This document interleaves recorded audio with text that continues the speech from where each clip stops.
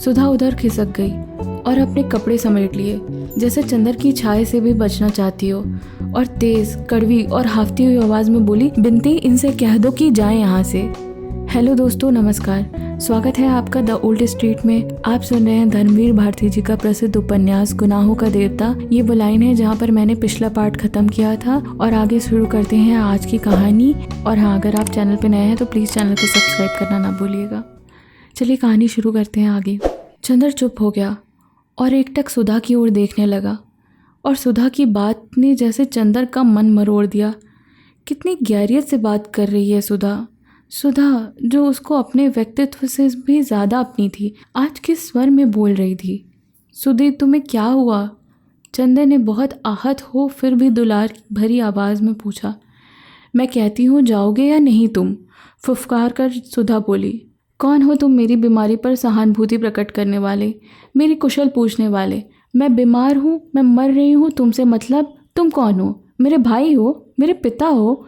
कल अपने मित्र के यहाँ मेरा अपमान कराने ले गए थे। सुधा हाँफने लगी। अपमान? किसने किया तुम्हारा अपमान सुधा? पम्मी ने तो कुछ नहीं कहा। तुम पागल तो नहीं हो गई? चंदर ने सुधा के पैरों पर हाथ रखते हुए कहा। पागल होनी गई हूँ, हो जाऊंगी। उसने अपने पैर हटा लिए। तुम, पम्मी, गेसू, पापा, डॉक्टर, सब लोग मिलकर मुझे पागल कर दोगे। पापा कहते हैं ब्याह करो, पम्मी कहती है मत करो, गेसू कहती है तुम प्यार करती हो, और तुम तो कुछ भी नहीं कहते। तुम मुझे इस नर्क में बरसों से सुलगते देख रहे हो, और बजाय तुम कुछ कहो तुमने मुझे खुद इस भट्टी में ढकेल दिया। चंदर, मैं पागल हूँ, मैं क्या करूँ? सुधा बड़े कतार स्वर में बोली। चंदर चुप था, सिर्फ सिर झुकाए हाथों पर माथा रखे बैठा था। सुधा थोड़ी देर हाँफती रही, फिर बोली, तुम्हें क्या हक था कल पम्मी के यहाँ ले जाने का? उसने कल गीतों में क्या कहा कि मैं तुम्हें प्यार करती हूँ? सुधा बोली। चंदर ने बिनती की ओर देखा। क्यों बिनती? बिनती से मैं कुछ नहीं छिपाता। क्यों, पम्मी ने कल क्या कहा? मैं तुम्हें प्यार नहीं करती, मेरा मन मुझे धोखा नहीं दे सकता, मैं तुमसे सिर्फ जाने क्या करती हूँ। फिर पम्मी ने कल ऐसी बात क्यों कही? मेरे रोम रोम में जाने कौन सा ज्वालामुखी धधक उठता है ऐसी बातें सुनकर। तुम क्यों पम्मी को यहाँ ले गए थे मुझे? तुम खुद गई थी सुधा, चंदर बोला। तो तुम रोक नहीं सकते थे? तुम कह देते मत जाओ तो मैं नहीं जाती थी। तुमने क्यों नहीं रोका? तुम हाथ पकड़ लेते, तुम डांट देते, तुमने क्यों नहीं डांटा? एक ही दिन में मैं तुम्हारी गैर हो गई। गैर हूँ? फिर क्यों आए हो? जाओ यहाँ से, मैं कहती हूँ जाओ यहाँ से। दांत पीसकर सुधा बोली। सुधा, मैं तुम्हारी बोली नहीं सुनना चाहती, जाते हो कि नहीं? और सुधा ने अपने माथे पर से उठाकर आइस बैग फेंक दिया। बिनती चौंक उठी, चंदर चौंक उठा। उसने मुड़कर सुधा की ओर देखा। सुधा का चेहरा डरावना लग रहा था। उसका मन रो आया। वह उठा, क्षण भर सुधा की ओर देखता रहा और धीरे धीरे कमरे से बाहर निकल गया। बरामदे के सोफे पर आकर सिर झुकाकर बैठ गया और सोचने लगा, यह सुधा को क्या हो गया है? परसों शाम को इसी सोफे पर सोया था। सुधा पंखा झेल रही थी। कल शाम को वह हंस रही थी। लगता था तूफान अब शांत हो गया है, पर यह क्या? अंतर्द्वंद ने यह क्या रूप ले लिया, और क्यों ले लिया? जब वह अपने मन को शांत रख सकता है, जब वह सब कुछ हंसते हंसते बर्दाश्त कर सकता है, तो सुधा क्यों नहीं कर सकती? उसने आज तक अपनी सांसों से सुधा का निर्माण किया है, सुधा को तिल तिल बनाया है, सजाया है, संवारा है, और फिर सुधा में ये कमज़ोरी क्यों? क्या उसने यह रास्ता अख्तियार करके भूल की? क्या सुधा भी एक साधारण सी लड़की है जिसके प्रेम और घृणा का स्तर उतना ही साधारण है? माना उसने अपने दोनों के लिए एक ऐसा रास्ता अपनाया जो विलक्षण है, लेकिन इससे क्या? सुधा को वह क्या दोनों ही विलक्षण नहीं? फिर सुधा क्यों बिखर रही है? लड़कियां भावनाओं की ही बनी होती हैं, साधना उन्हें आती ही नहीं है क्या? उसने सुधा का गलत मूल्यांकन किया था। क्या सुधा इस तलवार की धार पर चलने में असमर्थ साबित होगी? यह तो चंदर की हार थी। और फिर सुधा ऐसी ही रही तो सुधा चंदर की आत्मा है, इसे अब चंदर खूब अच्छी तरह पहचान गया। तो क्या अब अपनी आत्मा को घोट डालने की हत्या का पाप चंदर के सिर पर है? तो क्या त्याग नाम मात्र का ही है? क्या पुरुष और नारी के संबंध का एक ही रास्ता है? प्रणय, विवाह और तृप्ति, पवित्रता, त्याग और दूरी का संबंधों को, विश्वासों को जिंदा नहीं रहने दे सकते।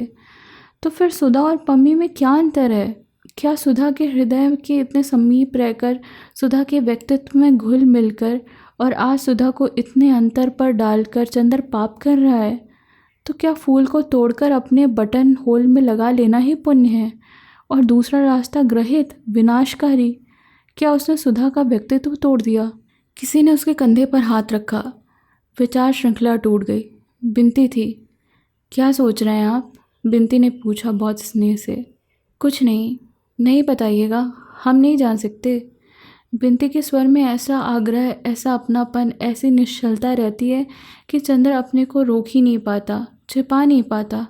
कुछ नहीं बिनती, तुम कहती हो सुधा को इतने अंतर पर मैंने रखा तो मैं देवता हूँ। सुधा कहती है मैंने इतने अंतर पर रखा, मैंने पाप किया है। जाने मैंने क्या किया है। क्या मुझे कम तकलीफ़ है? मेरा जीवन आजकल किस तरह घायल हो गया है मैं जानता हूँ। एक पल मुझे आराम नहीं मिलता। क्या उतनी सज़ा काफ़ी नहीं है मेरे लिए जो सुधा को भी किस्मत या दंड दे रही है? मुझे को सभी बेचैनी और दुख मिल जाता है। सुधा को मेरे पाप का दंड क्यों मिल रहा है? बिनती, अब तुमसे कुछ छिपा नहीं है।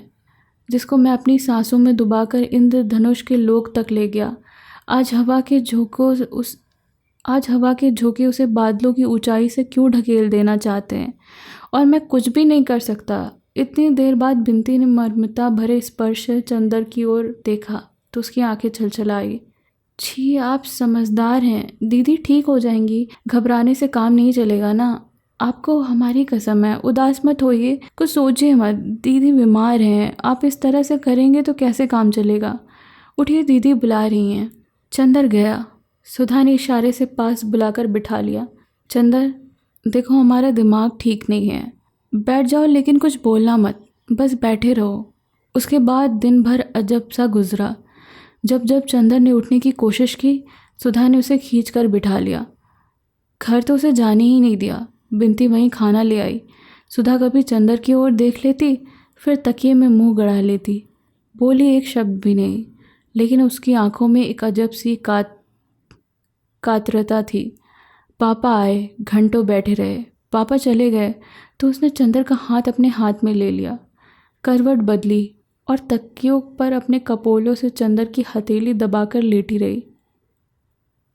पलकों से कितने गर्म आंसू छलक छलक कर गालों पर फिसल कर चंदर की हथेली भिगोते रहे। चंदर चुप रहा, लेकिन सुधा के आंसू जैसे नसों के सहारे उसके हृदय में उतर गए, और जब हृदय डूबने लगा तो उसकी पलकों पर उतर आए। सुधा ने देखा, पर फिर भी कुछ नहीं बोली। घंटे भर बहुत गहरी सांस ली, बेहद उदासी से मुस्कुराकर कहा, हम दोनों पागल हो गए हैं क्यों चंदर? अच्छा, अब शाम हो गई है, ज़रा लॉन पर चलें? सुधा चंदर के कंधे पर हाथ रखकर खड़ी हो गई। बिनती ने दवा दी, थर्मामीटर से बुखार देखा। बुखार नहीं था। चंदर ने सुधा के लिए कुर्सी उठाई। सुधा ने हंसकर कहा, चंदर, आज बीमार हूँ तो कुर्सी उठा रहे हो? मर जाऊंगी तो अर्थी उठाने भी आ जाना, वरना तो नर्क मिलेगा, समझे ना? छी, ऐसे कुबोल न करो दीदी। सुधा लॉन में कुर्सी पर बैठ गई। बगल में नीचे चंदर बैठ गया। सुधा ने चंदर का सर अपनी कुर्सी में टिका दिया और अपनी उंगलियों से चंदर के सूखे होठों को छूते हुए कहा, चंदर, आज मैंने तुम्हें बहुत दुखी किया। क्यों? लेकिन जाने क्यों दुखी नहीं करती तो आज मुझ में वह ताकत नहीं मिलती जो मिल गई है। और सहसा चंदर के सिर को अपनी गोद में खींचती हुई सुधा ने कहा, आराध्य मेरे, आज मैं तुम्हें बहुत सारी बातें बताऊंगी, बहुत सी। बिनती उठकर जाने लगी तो सुधा ने कहा, कहाँ चली? बैठ तो यहीं, तो गवाह रहेगी, ताकि बाद में चंदर यह ना कहे कि सुधा कमज़ोर निकल गई। बिनती बैठ गई। सुधा ने क्षण भर आंखें बंद कर ली और अपनी वेड़ी पीठ पर खींचकर गोद में डाल ली और बोली, चंदर, आज कितने साल हुए जब से मैंने तुम्हें जाना है। तब से अच्छे बुरे सभी कामों में फ़ैसला तुम ही लेते हो। आज भी तुम ही बताओ चंदर कि अगर मैं अपने को बहुत संभालने की कोशिश करती हूँ और नहीं संभाल पाती हूँ तो यह कोई पाप तो नहीं? तुम जानते हो चंदर, तुम जितने मजबूत हो उस पर मुझे घमंड है कि तुम कितनी ऊंचाई पर हो। मैं भी उतना ही मजबूत बनने की कोशिश करती हूँ, उतना ही ऊंचा उठने की कोशिश करती हूँ। अगर कभी कभी फिसल जाती हूँ तो ये मेरा अपराध तो नहीं? नहीं, चंद्र बोला।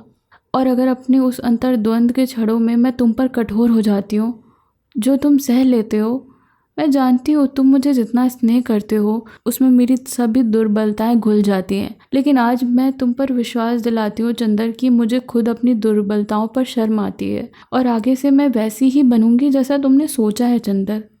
चंदर कुछ बोला नहीं, सिर्फ घास पर रखे हुए सुधा के पाँव पर अपनी कांपती उंगलियां रख दी। सुधा कहती गई, चंदर, आज से कुछ ही महीने पहले जब गेसू ने मुझसे पूछा था कि तुम्हारा दिल कहीं झुका था तो मैंने इनकार कर दिया था। कल पम्मी ने पूछा तुम चंदर को प्यार करती हो तो मैंने इनकार कर दिया था।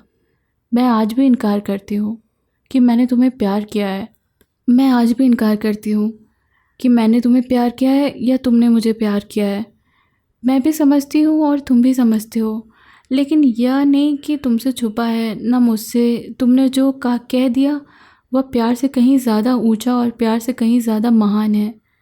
मैं बयान नहीं करना चाहती थी, मैंने परसों इनकार कर दिया था। इतना रोई थी, खींची थी, बाद में मैंने सोचा यह गलत है, स्वार्थ है। जब पापा मुझे इतना प्यार करते हैं तो मुझे उनका दिल नहीं दुखाना चाहिए। पर मन के अंदर जो खींच थी, जो कुढ़न थी, वह कहीं तो उतारनी थी। वह मैं अपने ऊपर उतार देना चाहती थी। मन में आता था कि अपने आप को इतने कष्ट दे डालूं, इसलिए आज गैराज में जाकर मोटर संभाल रही थी, लेकिन वहाँ भी असफल ही रही। अंत में वह खींचकर अपने मन पर भी ना उतार पाई, उस पर उतारा जिसको मैंने सबसे बढ़कर माना। वह खींच उतरी तुम पर। सुधा ने चंदर की ओर देखा। सुधा मुस्कुराकर बोली, ना ऐसे मत देखो, ये मत समझो कि मैं आज के व्यवहार के लिए तुमसे क्षमा मांगूंगी। मैं जानती हूँ मांगने से तुम दुखी भी होगे और डांटने भी लगोगे। खैर, आज से मैं अपना रास्ता पहचान गई हूँ। मैं जानती हूँ मुझे कितना संभल कर चलना है। तुम्हारे सपनों को पूरा करने के लिए मुझे अपने को क्या बनाना होगा, यह भी मैं समझ गई हूँ। मैं खुश रहूँगी, सबल रहूँगी, सशक्त रहूँगी और जो तुम रास्ता मुझे दिखा रहे हो उधर ही चलूँगी। लेकिन एक बात बताओ चंदर, मैंने ब्याह कर लिया और वहाँ सुखी नहीं रह पाई, फिर उन्हें वह भावना, उपासना न दे पाई, तो फिर तुम्हें दुख हुआ तब? आगे कहानी सुनाऊंगी इस उपन्यास के अगले पार्ट में। कहानी पसंद आएगी तो प्लीज़ लाइक कीजिएगा, वीडियो के नीचे कमेंट करिएगा, चैनल को सब्सक्राइब करिएगा। मिलते हैं बहुत ही जल्द इसके अगले पार्ट में।